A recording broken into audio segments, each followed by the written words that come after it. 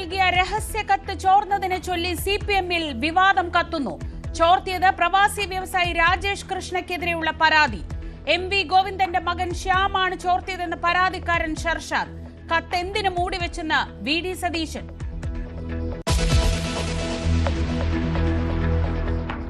Voter പട്ടിക വിവാദങ്ങളിൽ കേന്ദ്ര തെരഞ്ഞെടുപ്പ് കമ്മീഷന്റെ മറുപടി എന്താകും? അസാധാരണ വാർത്താ സമ്മേളനം 3 മണിക്ക് ഡൽഹിയിൽ.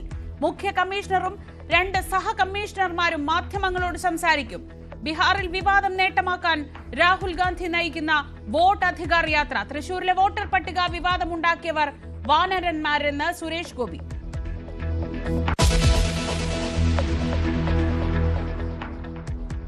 ഉപരാഷ്ട്രപതി സ്ഥാനത്തേക്കുള്ള ബി.ജെ.പി. സ്ഥാനാർത്ഥിയെ ഇന്നറിയാം. ബി.ജെ.പി. പാർലമെന്ററി ബോർഡ് യോഗം വൈകിട്ട് ഡൽഹിയിൽ. ജെ.പി. നഡ്ഡ, ആരിഫ് മുഹമ്മദ് ഖാൻ, മുക്താർ അബ്ബാസ് നഖ്വി എന്നിവർ പരിഗണനയിൽ.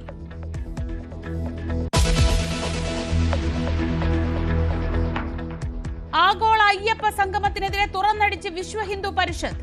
ശബരിമലയിൽ സർക്കാർ സംഘടിപ്പിക്കുന്ന ഇൻവെസ്റ്റേഴ്സ് മീറ്റ് എന്ന വിശ്വ ഹിന്ദു പരിഷത്ത് പങ്കെടുപ്പിക്കാത്തതിൽ സംഘപരിവാർ സംഘടനകളിൽ എതിർപ്പ്. ശബരിമലയിലേക്ക് ഇപ്പോൾ സംഘപരിവാർ തിരിഞ്ഞു നോക്കുന്നില്ലെന്ന് സിപിഎമ്മിന്റെ മറുപടി.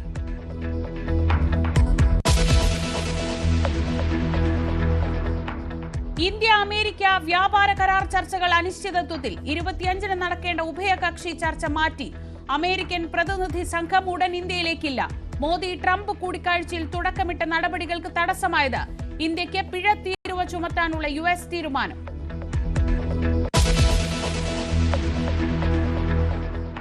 ജമ്മുകശ്മീരിൽ വീണ്ടും മേഘവിസ്ഫോടനം. കഠ്വയിൽ 4 പേർ മരിച്ചു. ദുരന്തമുണ്ടായത് കിഷ്ത്വാറിൽ. 60 പേർ മിന്നൽ പ്രളയത്തിൽ മരിച്ചതിനു പിന്നാലെ കശ്മീരിൽ ഒരാഴ്ചയായി തുടരുന്ന മഴയ്ക്ക് ശമനമില്ല.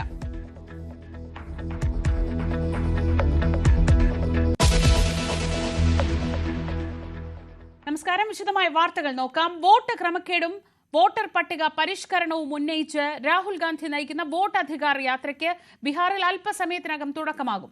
16 ദിവസം നീണ്ടു നിൽക്കുന്ന യാത്ര ഇന്ത്യ സഖ്യത്തിന്റെ തെരഞ്ഞെടുപ്പ് പ്രചാരണം കൂടിയാണ്. വിവാദത്തിനിടെ തെരഞ്ഞെടുപ്പ് കമ്മീഷന്റെ വാർത്താ സമ്മേളനം വൈകിട്ട് 3 മണിക്കാണ്. രാഹുൽ ഗാന്ധി ഉയർത്തിയ വോട്ടർ പട്ടിക ക്രമക്കേടിലും കമ്മീഷന്റെ പ്രതികരണമുണ്ടാകും. കിരൺ ബാബു വിവരങ്ങളുമായി. കിരൺ, ഇതുവരെ നമ്മൾ കണ്ടിട്ടുള്ളത് തെരഞ്ഞെടുപ്പ് വിജ്ഞാപനത്തിനായി മാത്രം തെരഞ്ഞെടുപ്പ് കമ്മീഷൻ മാധ്യമങ്ങൾക്ക് മുന്നിൽ വരുന്നതാണെങ്കിൽ ഇന്നത്തേത് അസാധാരണമായ ഒരു വാർത്താ സമ്മേളനമാണ്. വലിയ പ്രതിരോധത്തിൽ നിൽക്കുന്ന തെരഞ്ഞെടുപ്പ് കമ്മീഷൻ എന്ത് പറയുമെന്നതിലാണ് ആകാംക്ഷ. എന്തൊക്കെയാണ് വിശദാംശങ്ങൾ? ബീഹാറിലാണ് ഇനി ഏറ്റവും അടുത്ത് തെരഞ്ഞെടുപ്പ് നടക്കേണ്ടത്. ബീഹാറിൽ ഇപ്പോൾ തേജസ്വി യാദവിന്റെയും രാഹുൽ ഗാന്ധിയുടെയും നേതൃത്വത്തിൽ വോട്ട് അധികാര യാത്ര എന്ന പേരിൽ യാത്ര അല്പസമയത്തിനുള്ളിൽ തന്നെ ആരംഭിക്കും. കോൺഗ്രസ് അധ്യക്ഷൻ മല്ലികാർജുൻ ഖാർഗെയാണ് യാത്ര ഫ്ലാഗ് ഓഫ് ചെയ്യുന്നത്. 1300 കിലോമീറ്ററുകൾ സഞ്ചരിച്ച് 16 ദിവസം കൊണ്ട് 1300 കിലോമീറ്ററുകൾ സഞ്ചരിച്ച ബീഹാറിലെ 23 ജില്ലകളിലൂടെ ബീഹാറിന്റെ ഒരറ്റത്തുനിന്ന് തുടങ്ങി അത് കിഴക്കോട്ട് പോയി വീണ്ടും അത് മടങ്ങി വരുന്ന അവസ്ഥയിലാണ്. ബീഹാറിന്റെ എല്ലാ സ്ഥലങ്ങളിലും എല്ലാ പ്രധാനപ്പെട്ട ജില്ലകളിലും മുട്ടിക്കുന്ന രീതിയിൽ തന്നെയാണ് ഈ യാത്ര അറേഞ്ച് ചെയ്തിരിക്കുന്നത്. 2 പ്രധാനപ്പെട്ട നേതാക്കൾ തന്നെ ഈ യാത്രയിൽ നയിക്കുന്നു എന്നാണ് ഏറ്റവും പ്രധാനപ്പെട്ട പ്രത്യേകത. ബീഹാറിൽ ഇന്ത്യ സഖ്യത്തിന്റെ മുഖ്യമന്ത്രി സ്ഥാനാർത്ഥിയായി അവതരിപ്പിക്കുന്ന തേജസ്വി യാദവ്, ലാലു പ്രസാദ് യാദവിന്റെ മകനും RJDയുടെ നേതാവുമായ തേജസ്വി യാദവും ഒപ്പം തന്നെ രാഹുൽ ഗാന്ധി, ലോക്സഭാ പ്രതിപക്ഷ നേതാവ് രാഹുൽ ഗാന്ധി കൂടി ഈ യാത്രയുടെ ഭാഗമാകുന്നു. സ്വാഭാവികമായും ഈ യാത്ര ബീഹാറിലെ വലിയ വാർത്താ പ്രാധാന്യത്തിലേക്കുമൊക്കെ നേടാൻ സാധ്യതയുണ്ട്.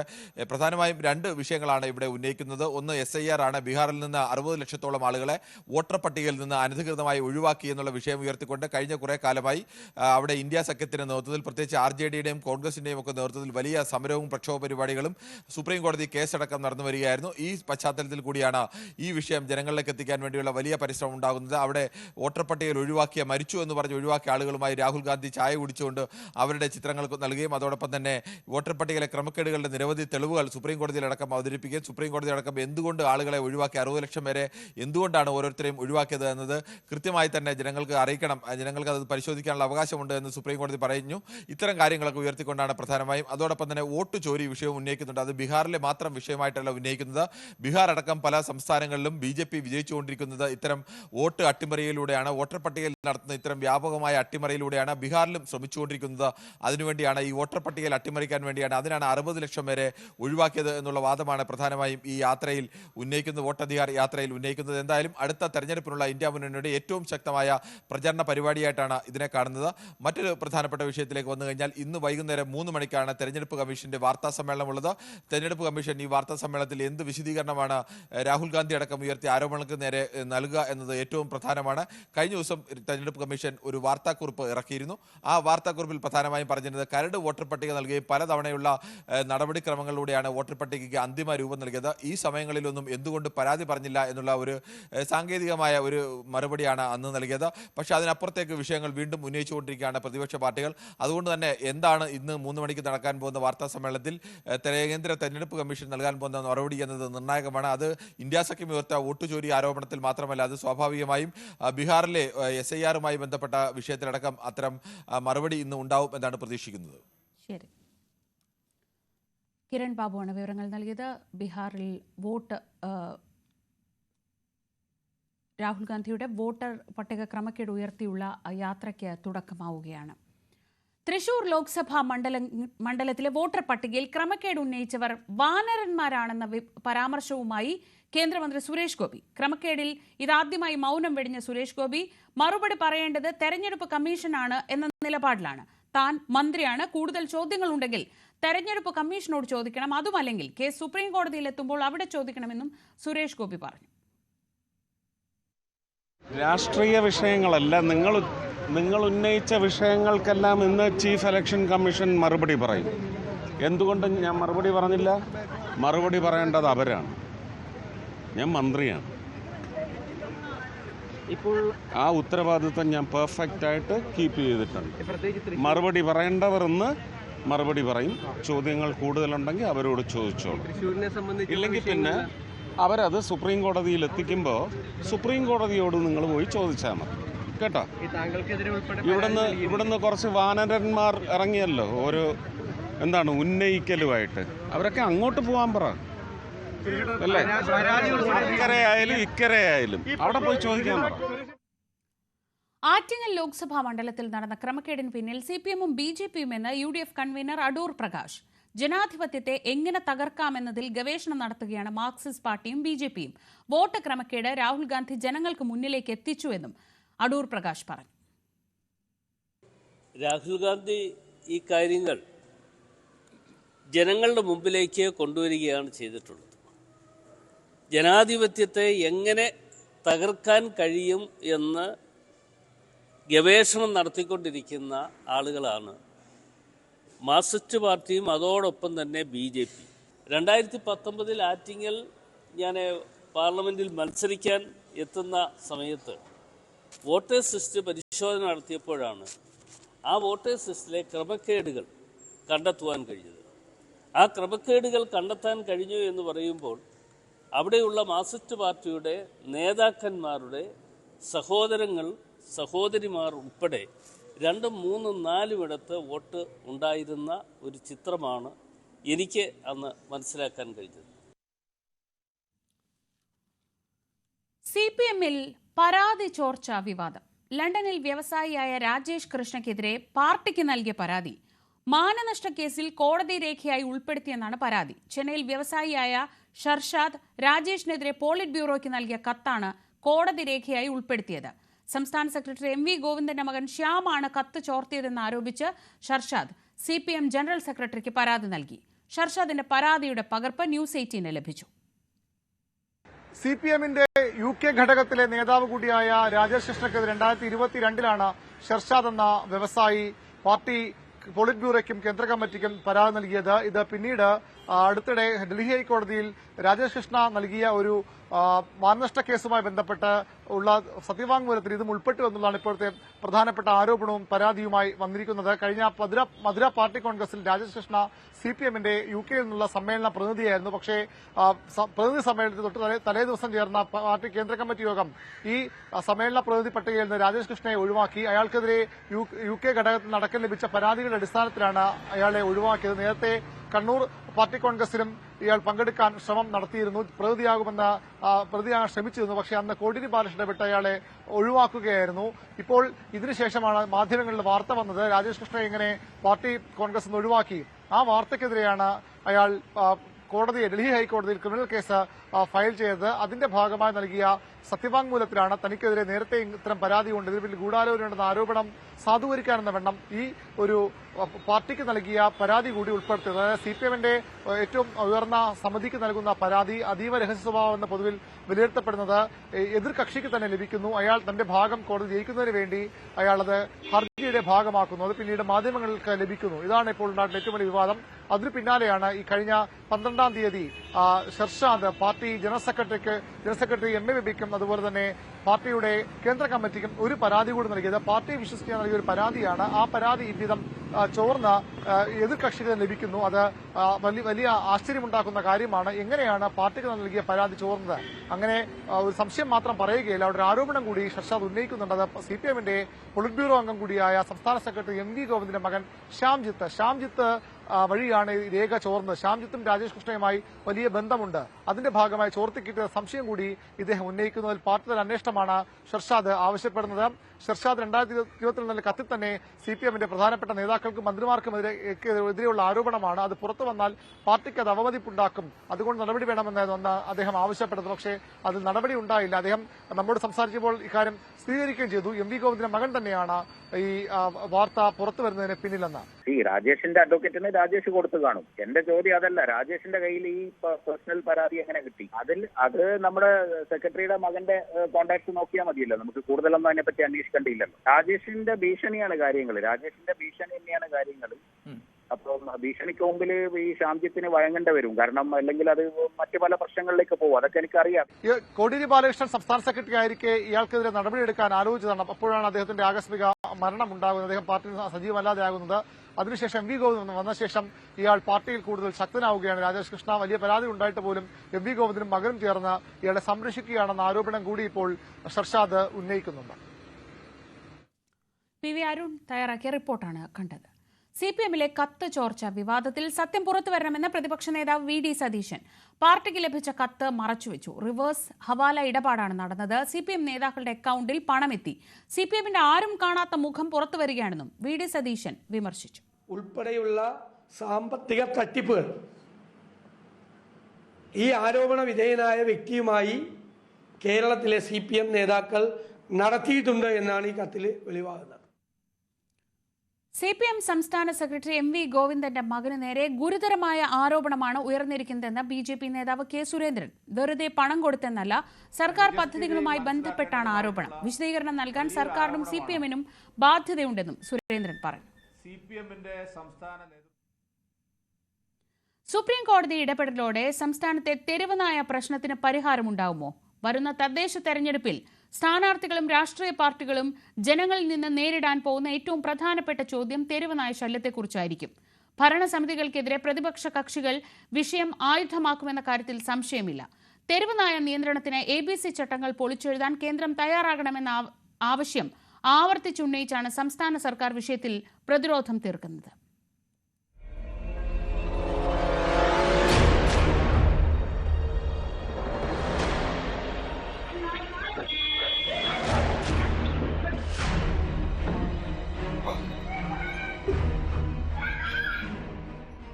സംസ്ഥാനത്ത് തെരുവുനായ ക്രമം അതിൻ്റെ പാരമ്യത്തിലാണ്. ആർക്കും എപ്പോഴും എവിടെ നിന്നും നായ്ക്കളുടെ കടിയേൽക്കാമെന്ന നില. ഓരോ വളവിലും തിരിവിലും നായ്ക്കൾ ഉണ്ടാകാമെന്ന സാഹചര്യം.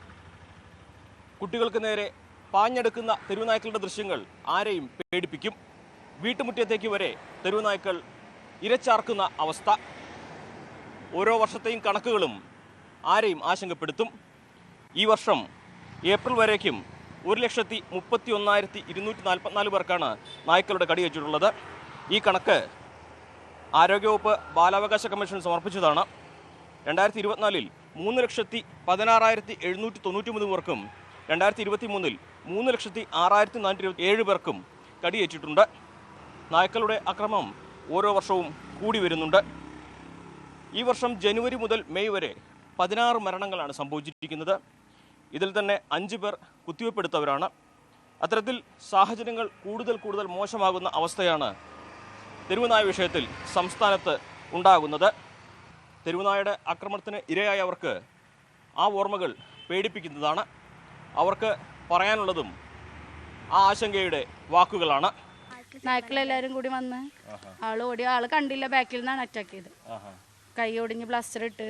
ഇവിടെ ഇപ്പോ ഈ ഇങ്ങനെയുള്ള വീടുകളിലും അതേപോലെ ഈ പറമ്പിലൊക്കെ എവിടെ വേണമെങ്കിലും ഉണ്ടാവുന്ന അവസ്ഥ. എവിടെ വേണം. ഇപ്പോൾ മക്കളൊക്കെ ഇവിടെ തൊട്ട് നമുക്ക് നിസ്സാര കാര്യങ്ങൾ മേടിക്കാൻ വേണ്ടിയിട്ട് കടയിലൊക്കെ പോകുന്ന മക്കളെ എന്നും നമുക്ക് വലിയൊരു ഉണ്ടാവില്ലല്ലോ. പക്ഷെ അതിന് അവർ പറഞ്ഞേക്കാൾ പറ്റാത്തൊരവസ്ഥയാണ്. എന്നാൽ തദ്ദേശ ഭരണ തെരഞ്ഞെടുപ്പിന് തൊട്ടടുത്തെത്തുമ്പോൾ ഈ വിഷയം കുറെ കൂടി ഗൗരവമാകുന്നുണ്ട്. തെരഞ്ഞെടുപ്പിൽ ഇത് പ്രതിഫലിക്കുക തന്നെ ചെയ്യുമെന്ന് എല്ലാവരും ഒരുപോലെ കരുതുന്നു. കേന്ദ്ര സർക്കാരിനെ പഴി പറഞ്ഞാണ് സംസ്ഥാന സർക്കാർ അവരുടെ നിസ്സഹായാവസ്ഥ വ്യക്തമാക്കുന്നത്. കോടതിയുടെ ഇടപെടലും പ്രശ്നത്തിലുണ്ട്. തെരുവുനായകൾക്ക് ഷെൽട്ടർ കേന്ദ്രം വേണമെന്നാണ് കോടതി പറയുന്നത്. പക്ഷേ കേരളം പോലെ ജനസാന്ദ്രത കൂടിയ ഇടത്ത് അത് പ്രായോഗികമാകുമോ എന്ന് സംശയം. ദയാനന്ദം നൽകാനുള്ള സർക്കാരിൻ്റെ നീക്കത്തെയും കോടതി തടഞ്ഞിരിക്കുന്നു. ചുരുക്കത്തിൽ ഈ ഒരു തെരുവുനായ വിഷയം എങ്ങനെ തെരഞ്ഞെടുപ്പിൽ പ്രതിഫലിക്കും എന്നുള്ളതാണ് അറിയേണ്ടത്. നിലവിലെ ചട്ടങ്ങൾ പ്രായോഗികമല്ല എന്ന് സംസ്ഥാന സർക്കാർ പറയുമ്പോൾ കേന്ദ്ര സർക്കാർ സംസ്ഥാനങ്ങൾക്ക് കൂടുതൽ അധികാരം നൽകണമെന്ന ആവശ്യവും ഉന്നയിക്കുന്നുണ്ട്. അതുപോലെ തന്നെ നിലവിൽ സംസ്ഥാനത്താകെ 15 ABC കേന്ദ്രങ്ങൾ മാത്രമാണുള്ളത്. പോർട്ടബിൾ ABC കേന്ദ്രങ്ങൾ ആരംഭിക്കാനുമായിട്ടില്ല. ചുരുക്കം പറഞ്ഞാൽ ജനങ്ങൾ തെരുവുനായ വിഷയത്തിൽ എന്ത് ചെയ്യും എന്നറിയാതെ പകച്ചു നിൽക്കുമ്പോൾ ജനങ്ങൾക്കൊപ്പം നിൽക്കുവാൻ സർക്കാരിന് സാധിക്കുമോ എന്നതാണ് ഉയരുന്ന ചോദ്യം.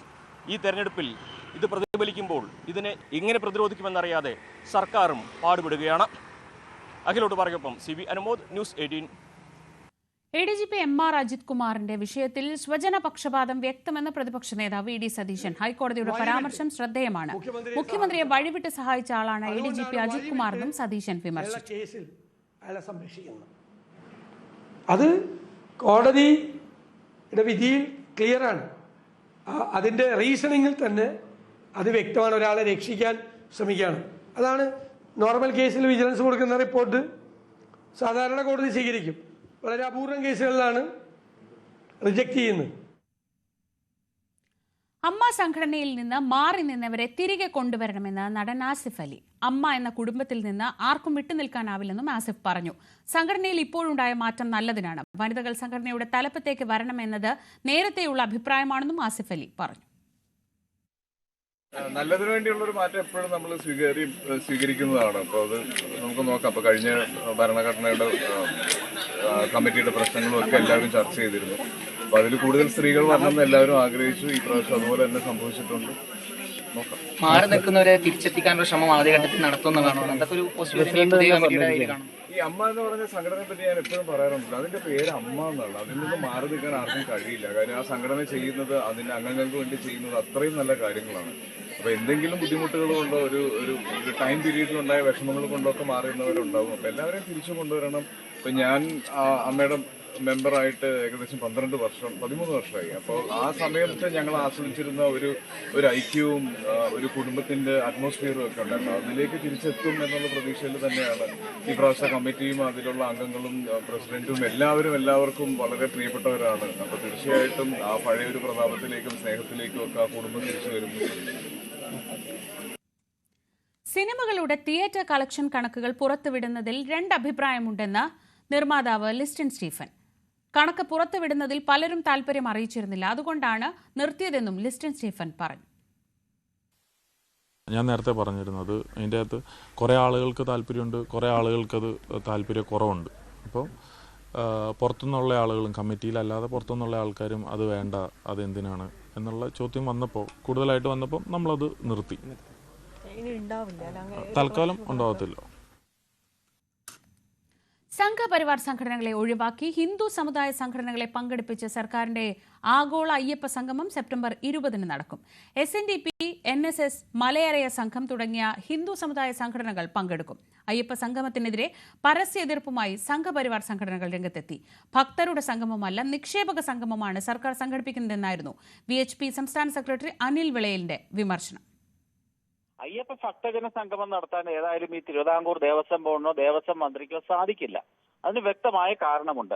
ഒരു അയ്യപ്പ ഭക്തജന സംഗമമായിരുന്നു അവിടെ നടത്തേണ്ടിയിരുന്നതെങ്കിൽ ഈ അയ്യപ്പ ഭക്തന്റെ അടിസ്ഥാനപരമായിട്ടുള്ള യോഗ്യതകൾ എന്തൊക്കെയാണ്? ഇരുമുടിക്കെട്ടുമായി 18-ാം പടി കടന്ന് അയ്യപ്പനെ ദർശിക്കുക എന്നുള്ളതാണ് ഒരു അയ്യപ്പ ഭക്തനാവുന്നതിന്റെ ബേസിക് ആയിട്ടുള്ള അടിസ്ഥാനപരമായ ലക്ഷണം. ബാക്കി എന്തും ആയിക്കൊള്ളട്ടെ. അപ്രകാരം ഒരു യോഗ്യത ഈ മന്ത്രിക്കോ ഈ മന്ത്രിസഭയിലെ മഹാഭൂരിപക്ഷം വരുന്ന മന്ത്രിമാർക്കോ ഇല്ല. അതുകൊണ്ട് അവർക്ക് ആർക്കും തന്നെ പങ്കെടുക്കാൻ സാധിക്കത്തില്ല. അയ്യപ്പ ഭക്തജന സംഗമം എന്ന പേര് വെച്ചാൽ അവർക്ക് സാധിക്കില്ല. അതിന് പകരമായിട്ട് അയ്യപ്പ സംഗമം എന്ന് വെച്ചു. അനിൽകുമാർ സൂചിപ്പിച്ചതുപോലെ തന്നെ ഇതൊരു വ്യാവസായിക അടിസ്ഥാനത്തിലുള്ള ഒരു ഇൻവെസ്റ്റ്മെന്റിനെ ക്ഷണിക്കാൻ വേണ്ടിയുള്ള പരിപാടിയാണ്. ശബരിമലയിൽ രാഷ്ട്രീയ നേട്ടമുണ്ടാക്കാൻ കഴിയാതെ വന്നതോടെ സംഘപരിവാർ സംഘടനകൾ ഇപ്പോൾ ശബരിമലയിലേക്ക് തിരിഞ്ഞു നോക്കുന്നില്ലെന്ന് CPM സംസ്ഥാന കമ്മിറ്റി അംഗം കെ അനിൽകുമാർ വിമർശിച്ചു. കഴിഞ്ഞ വർഷങ്ങളിൽ ശബരിമലയിലേക്ക് സംഘപരിവാർ തിരിഞ്ഞു നോക്കുന്നേയില്ല. അവർക്ക് ശബരിമലയുമായി ബന്ധപ്പെട്ട താല്പര്യങ്ങളേ ഇല്ല.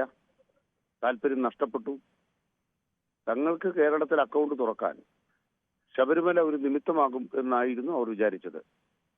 പക്ഷെ ശബരിമലയെ ദുരുപയോഗിച്ചുകൊണ്ട്, വിശ്വാസികളെ ദുരുപയോഗിച്ചുകൊണ്ട് കേരളത്തിൽ ഇന്നലെ വരെ ഇല്ലാത്ത വിധം കടന്നാക്രമണത്തിന്റെ വേദിയായി ശബരിമലയെ ദുരുപയോഗിച്ചതോടുകൂടി ഉള്ള അക്കൗണ്ട് പോലും നഷ്ടപ്പെട്ട ഗതികേടിലാണ് സംഘപരിവാരം നിൽക്കുന്നത്. എസ് ഹരീഷ് പോറ്റിയെ ശബരിമല കീഴ്ശാന്തിയായി തെരഞ്ഞെടുത്തു. രാവിലെ ഉഷപൂജയ്ക്ക് ശേഷം സന്നിധാനത്ത് നടന്ന നറുക്കെടുപ്പിലാണ് എസ് ഹരീഷ് പോറ്റിയെ ശബരിമല ഉൾക്കഴകമായി തെരഞ്ഞെടുത്തത്. പുനലൂർ സ്വദേശിയായ ദീക്ഷിതാണ് നറുക്ക് എടുത്തത്. പാലക്കാട് വാളയാറിൽ നിർത്തിയിട്ട ലോറിക്ക് പിന്നിൽ കാർ ഇടിച്ചു കയറി 2 പേർക്ക് ദാരുണാന്ത്യം. ഇന്ന് രാവിലെയാണ് അപകടമുണ്ടായത്. എറണാകുളത്ത് നിന്ന് ചെന്നൈയിലേക്ക് പോവുകയായിരുന്ന കുടുംബം സഞ്ചരിച്ച കാറാണ് അപകടത്തിൽപ്പെട്ടത്. ചെന്നൈ സ്വദേശികളായ മലർ, ലാവണ്യ എന്നിവരാണ് മരിച്ചത്. 2 കുട്ടികളടക്കം 7 പേരാണ് കാറിലുണ്ടായിരുന്നത്. എറണാകുളത്ത് നൃത്തപരിപാടിയിൽ പങ്കെടുത്ത് തിരിച്ചു പോവുകയായിരുന്നു ഇവർ. ഡ്രൈവർ ഉറങ്ങിയതാവാം അപകട കാരണമെന്നാണ് പ്രാഥമിക നിഗമനം. കഞ്ചിക്കോട് നിന്ന് ഫയർഫോഴ്സും വാളയാറിൽ നിന്ന് പോലീസും എത്തി കാർ വെട്ടിപ്പൊളിച്ചാണ് പരിക്കേറ്റവരെ പുറത്തെടുത്തത്. ജമ്മുകശ്മീരിലെ കഠ്വ ജില്ലയിലുണ്ടായ മേഘവിസ്ഫോടനത്തിൽ 4 മരണം, 6 പേർക്ക് പരിക്കേറ്റു. 3 വീടുകൾ അപകടത്തിൽ പൂർണ്ണമായി തകർന്നു. ജോധ്ഘാട്ടി ഗ്രാമത്തിൽ ശനിയാഴ്ച രാത്രിയായിരുന്നു അപകടം. ജമ്മു പഠാൻകോട്ട് ദേശീയപാത തകർന്നതിനാൽ റോഡ് ഗതാഗതം തടസ്സപ്പെട്ടു. കിഷ്ത്വാറിൽ 60 പേരുടെ മരണത്തിനിടയാക്കിയ മിന്നൽ പ്രളയത്തിന് 3 ദിവസങ്ങൾക്ക് ശേഷമാണ് അടുത്ത അപകടം. പോലീസും SDRF സേനയും സംയുക്തമായി രക്ഷാപ്രവർത്തനം നടത്തുകയാണ്. ജമ്മുകശ്മീരിൽ കഴിഞ്ഞ ഒരാഴ്ചയായി കനത്ത മഴയാണ് പെയ്യുന്നത്.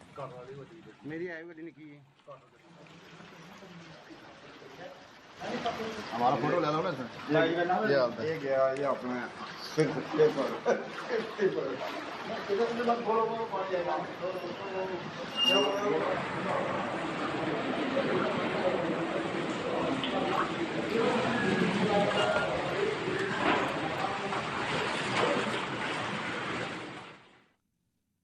വടക്കൻ കേരളത്തിൽ അതിശക്തമായ മഴ തുടരും. കണ്ണൂർ, കാസർഗോഡ്, വയനാട് ജില്ലകളിൽ ഓറഞ്ച് അലർട്ടാണ്. ഇടുക്കി മുതൽ കോഴിക്കോട് വരെയുള്ള 6 ജില്ലകളിൽ യെല്ലോ അലർട്ട് പ്രഖ്യാപിച്ചിട്ടുണ്ട്. ഈ ജില്ലകളിൽ ഒറ്റപ്പെട്ട ശക്തമായ മഴയുണ്ടാകും. തിരുവനന്തപുരം മുതൽ കോട്ടയം വരെയുള്ള ജില്ലകളിൽ മഴ മുന്നറിയിപ്പില്ലെങ്കിലും നേരിയ മഴയ്ക്കോ ഒറ്റപ്പെട്ട മഴയ്ക്കോ സാധ്യതയുണ്ട്.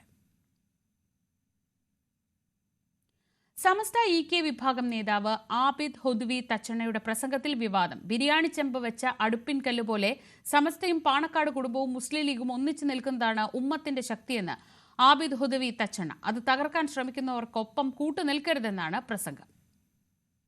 നമുക്ക് അടുപ്പിന് 3 കല്ലുണ്ടാവും. അതായത് ഒരു ബിരിയാണി ചെമ്പ് വെക്കുകയാണെങ്കിൽ അത് വെറുതെ നിൽക്കില്ല, 3 കല്ലുണ്ടാവും. അതുപോലെ ബഹുമാനപ്പെട്ട സമസ്തകളുടെ ജമിയത്തുൽ ഉലമയും ബഹുമാനപ്പെട്ട പാണക്കാട് കുടുംബവും അതുപോലെ തന്നെ വളരെ പ്രധാനമായി മുസ്ലിം ലീഗ് പ്രസ്ഥാനം അതങ്ങനെ തന്നെ ഒന്നിച്ചു നിൽക്കുമ്പോഴാണ് ഈ ഉമ്മത്തിന്റെ ശക്തി എന്ന് നമ്മൾ മനസ്സിലാക്കണം. അത് എങ്ങനെ തകർക്കാൻ ശ്രമിച്ചാലും ഒരു കാരണവശാലും നമ്മൾ അതിന് ആർക്കും കൂട്ടുനിൽക്കരുത്. പഴയ പാരമ്പര്യം കാത്തു സൂക്ഷിക്കണം. പ്രസംഗത്തിനെതിരെ കാന്തപുരം വിഭാഗം രംഗത്തെത്തി. ഇസ്ലാമിക ചരിത്രത്തിലോ സമസ്തയുടെ ചരിത്രത്തിലോ ഇങ്ങനെ ഒരു അടുപ്പിൻകല്ല് തിയറി ഉണ്ടോ എന്ന് സമസ്ത AP വിഭാഗം നേതാവ് വഹാബ് സഖാഫി മമ്പാട് ചോദിച്ചു. BJP കോർ കമ്മിറ്റിയിൽ നിന്ന് ഒഴിവാക്കിയതിൽ അതൃപ്തി അറിയിച്ചു KS രാധാകൃഷ്ണൻ. ധീവര സമുദായ അംഗങ്ങളെ പാർട്ടി അവഗണിക്കുകയാണെന്ന് കോഴിക്കോട് നടന്ന യോഗത്തിൽ KS രാധാകൃഷ്ണൻ തുറന്നടിച്ചു. കേരളത്തിൽ BJP പച്ചപിടിച്ചത് തീരമേഖലകളിലാണെങ്കിലും ധീവര സമുദായ അംഗങ്ങൾക്ക് BJPയിൽ വളർച്ചയില്ലെന്നായിരുന്നു മാറാട് ബലിദാനികളെ അടക്കം ചൂണ്ടിക്കാട്ടിയുള്ള പ്രസംഗം. കുമ്മനം രാജശേഖരൻ അടക്കം പങ്കെടുത്ത മത്സ്യപ്രവർത്തക സംഘം സംസ്ഥാന നേതൃസമ്മേളനത്തിലായിരുന്നു KS രാധാകൃഷ്ണന്റെ വിമർശനം. BJP ഭാരവാഹി പട്ടിക സാമുദായിക സമവാക്യം തെറ്റിച്ചു എന്ന വിമർശനം നിലനിൽക്കെയാണ് KS രാധാകൃഷ്ണൻ പരസ്യമായി രംഗത്ത് വന്നത്.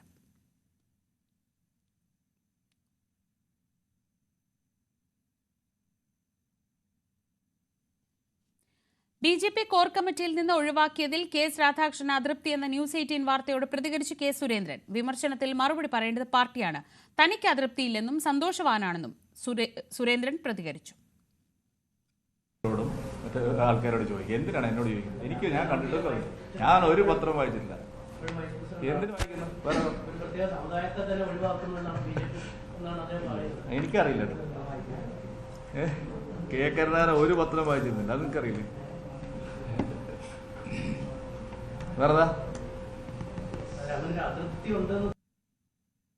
വ്യാപാര കരാർ ചർച്ചകൾക്കായുള്ള ആ വാർത്തയിലേക്ക് പോകും മുമ്പ് MS അനീഷ് കുമാർ വിശദാംശങ്ങളുമായി. അനീഷ്, സുരേന്ദ്രൻ അതിന് വ്യക്തമായൊരു മറുപടി പറയാതെ ചിരിച്ചു തള്ളുകയാണ് ചെയ്തത്. ഉണ്ടെന്നോ ഇല്ലെന്നോ തനിക്ക് അതൃപ്തി ഇല്ല എന്നൊരു പൊതുവാചകം പറയുകയാണ് ചെയ്തത്. എന്തായിരുന്നു ചോദ്യം? എങ്ങനെയാണ് BJP നേതൃത്വം ഈ വാർത്തയോട് കെ.എസ്. രാധാകൃഷ്ണൻ ഇങ്ങനെ പരസ്യമായി തന്നെ ഈ രംഗത്തെത്തുന്നതിനോട് പ്രതികരിക്കുന്നത്? ശ്രീജ, നേതൃത്വത്തോടുള്ള ഒരു പരസ്യ വിമർശനം എന്ന രീതിയിൽ തന്നെയാണ് ഇന്നലത്തെ കെ.എസ്. രാധാകൃഷ്ണന്റെ വാക്കുകളെ വിലയിരുത്തേണ്ടത്. എന്തായാലും അക്കാര്യത്തോടൊരു പരിഹാസ രൂപത്തിലാണെങ്കിലും കെ. സുരേന്ദ്രൻ പ്രതികരിക്കുന്നു. തനിക്ക് അതൃപ്തിയില്ല, ഇത്തരം കാര്യം അറിഞ്ഞിട്ടില്ല എന്ന് പറയുമ്പോഴും കെ. സുരേന്ദ്രനോട് ഏതാണ്ട് അടുത്തു നിന്ന ആളുകളെയാണ് ഇത്തരം ഈ തീവ്ര സമുദായങ്ങൾ എന്ന പേരിൽ വിമർശനങ്ങളൊക്കെ ഉന്നയിക്കുമ്പോഴും അവരെ മാറ്റിയിരിക്കുന്നത്. പ്രത്യേകിച്ചും NP രാധാകൃഷ്ണൻ അടക്കം ഈ OBC മോർച്ചയുടെ പ്രധാനപ്പെട്ട സംസ്ഥാന പ്രസിഡന്റിനെ നീക്കം ചെയ്തിരുന്നു. അദ്ദേഹത്തിന് മറ്റ് സ്ഥാനങ്ങൾ കൊടുത്തില്ല. കെ.എസ്. രാധാകൃഷ്ണൻ ആവട്ടെ കെ. സുരേന്ദ്രന്റെ കമ്മിറ്റിയിൽ ഉണ്ടാവുകയും വൈസ് പ്രസിഡന്റ് ആയിരുന്ന ആളാണ്. അദ്ദേഹത്തിന് അന്ന് കോർ കമ്മിറ്റിയിൽ സ്ഥാനമുണ്ടായിരുന്നു, പക്ഷേ ഇപ്പോൾ സ്ഥാനമില്ല. അങ്ങനെ കെ. സുരേന്ദ്രനോട് കൂടി അടുത്ത് നിൽക്കുന്ന നേതാക്കളെയാണ് ഒഴിവാക്കുകയും ചെയ്തിരിക്കുന്നത്. എന്തായാലും ഇവരൊക്കെ തമ്മിൽ ഇക്കാര്യത്തിൽ ഒരു അതൃപ്തിയുണ്ട്, ആശയവിനിമയം ഉണ്ട് എന്നാണ് നമുക്ക് മനസ്സിലാക്കാൻ കഴിയുന്നത്. എന്തായാലും പാർട്ടിയുടെ ഒരു ഔദ്യോഗിക ഭാരവാഹി അല്ലെങ്കിൽ സംസ്ഥാന പ്രസിഡന്റ് ഒന്നും ആയല്ലോ താൻ നിൽക്കുന്നത്. അതുകൊണ്ട് പാർട്ടി കാര്യങ്ങളിൽ പാർട്ടി തന്നെ മറുപടി പറയട്ടെ എന്നാണ് അദ്ദേഹം വ്യക്തമാക്കിയിരിക്കുന്നത്. എന്തായാലും ഇത്തരത്തിൽ കെ. സുരേന്ദ്രനോടുകൂടി അടുത്ത് നിന്ന നേതാക്കൾക്കാണ് ഇത്തരത്തിൽ സ്ഥാനം നഷ്ടമായിരിക്കുന്നത് എന്ന കാര്യം കൂടെ ഉണ്ട്. എന്തായാലും ഈ നേതൃത്വമാണ് ഇക്കാര്യത്തിൽ മറുപടി പറയേണ്ടതെന്ന രീതിയിൽ തന്നെയാണ് ഈ സുരേന്ദ്രന്റെ വാക്കുകളെ വിലയിരുത്തേണ്ടത്. ശ്രീജ. MS അനീഷ് കുമാറാണ് വിവരങ്ങൾ നൽകിയത് കോഴിക്കോട് നിന്ന്. വ്യാപാര കരാർ ചർച്ചകൾക്കായുള്ള US സംഘത്തിന്റെ ഇന്ത്യ സന്ദർശനം റദ്ദാക്കി. ഈ മാസം 25-ന് നിശ്ചയിച്ചിരുന്ന കൂടിക്കാഴ്ചയാണ് മാറ്റിവെച്ചത്. പുതിയ തീയതി എന്നാകുമെന്ന് നിശ്ചയിച്ചിട്ടില്ല. ഇന്ത്യ അമേരിക്ക ബന്ധം കൂടുതൽ വഷളായ സാഹചര്യത്തിലാണ് വ്യാപാര കരാർ ചർച്ചകൾ മാറ്റിവച്ചത്. ഓഗസ്റ്റ് 25-നാണ് അമേരിക്കൻ പ്രതിനിധികൾ ന്യൂഡൽഹിയിലെത്താനിരുന്നത്. തുടർന്ന് 29 വരെ 6ാം ഘട്ട ചർച്ചകൾ നടത്താൻ തീരുമാനിച്ചിരുന്നു. എന്നാൽ അമേരിക്ക ചർച്ച റദ്ദാക്കിയ സാഹചര്യത്തിൽ ഇരു രാജ്യങ്ങൾക്കുമിടയിലെ വ്യാപാര കരാർ അനിശ്ചിതത്വത്തിലായി. ഈ വർഷം ഫെബ്രുവരിയിൽ പ്രധാനമന്ത്രി നരേന്ദ്രമോദി വൈറ്റ് ഹൌസിലെത്തിയതിന് പിന്നാലെയാണ് ഇന്ത്യ US വ്യാപാര കരാർ രൂപീകരിക്കാൻ ധാരണയായത്. ഇത് സംബന്ധിച്ച് 5 ഘട്ട ചർച്ചകൾ പൂർത്തിയായെങ്കിലും സമവായത്തിലെത്താനായില്ല. അമേരിക്ക മുന്നോട്ട് വെച്ച ആവശ്യങ്ങൾ ഇന്ത്യ അംഗീകരിക്കാത്തതാണ് ചർച്ചകൾ വഴിമുട്ടാൻ കാരണമായത്. ഇന്ത്യയുടെ കാർഷിക, ക്ഷീര, മത്സ്യ മേഖലകൾ വ്യാപാര കരാറിൽ ഉൾപ്പെടുത്തണമെന്നായിരുന്നു USന്റെ പ്രധാന നിർദ്ദേശം. എന്നാൽ ഇതൊഴിച്ച് മറ്റെന്ത് വിട്ടുവീഴ്ചയ്ക്കും തയ്യാറാണെന്നായിരുന്നു ഇന്ത്യൻ നിലപാട്. ഇതിന്റെ ഭാഗമായി അമേരിക്കയിൽ നിന്നുള്ള ക്രൂഡ് ഓയിൽ ഇറക്കുമതി വർദ്ധിപ്പിക്കാനും തീരുമാനിച്ചിരുന്നു. എന്നാൽ ഇതിലൊന്നും പ്രസിഡന്റ് ഡൊണാൾഡ് ട്രംപ് തൃപ്തനായിരുന്നില്ല. ഇന്ത്യക്ക് മേൽ ചുമത്തിയ 25% തീരുവ ഈ മാസം 7 മുതലാണ് നിലവിൽ വന്നത്. റഷ്യയിൽ നിന്ന് എണ്ണ വാങ്ങുന്നതിന്റെ പേരിൽ പിഴയായി വീണ്ടും 25% തീരുവ കൂടി ചുമത്തിയിരുന്നു. ഇത് ഈ മാസം 27-ന് പ്രാബല്യത്തിൽ വരാനിരിക്കെയാണ് വ്യാപാര കരാർ ചർച്ചകൾ അനിശ്ചിതത്വത്തിലായത്. അതേസമയം 50% തീരുവ ഇന്ത്യൻ ഉൽപ്പന്നങ്ങൾക്ക് നിലവിൽ വരുന്നതോടെ ഇന്ത്യൻ വ്യാപാരികൾ കടുത്ത പ്രതിസന്ധിയിലാകും. News desk, news 18. ഇന്നത്തെ സ്വർണ്ണവില നോക്കാം. കവിത ഗോൾഡ് ആൻഡ് ഡയമണ്ട്സ് ഇന്നത്തെ സ്വർണം വെള്ളി നിരക്കുകൾ നിങ്ങൾക്കായി സമർപ്പിക്കുന്നത് Kavitha gold and diamonds, the versatile jewellery. സ്വർണം ഗ്രാമിന് 22 ക്യാരറ്റ് ഗ്രാമിന് 9,275 രൂപ, പവന് 74,200 രൂപ. 18 ക്യാരറ്റ് ഗ്രാമിന് 7,670 രൂപ, പവന് 61,360 രൂപ. വെള്ളി ഗ്രാമിന് 125 രൂപ, കിലോഗ്രാമിന് 1,25,000 രൂപ. കവിത ഗോൾഡ് ആൻഡ് ഡയമണ്ട്സ് ഇന്നത്തെ സ്വർണം വെള്ളി നിരക്കുകൾ നിങ്ങൾക്കായി സമർപ്പിച്ചത് Kavitha gold and diamonds, the versatile jewellery. ഇടവേളയ്ക്ക് ശേഷം സകലമാന കേരളത്തിൽ അനുശ്രീ.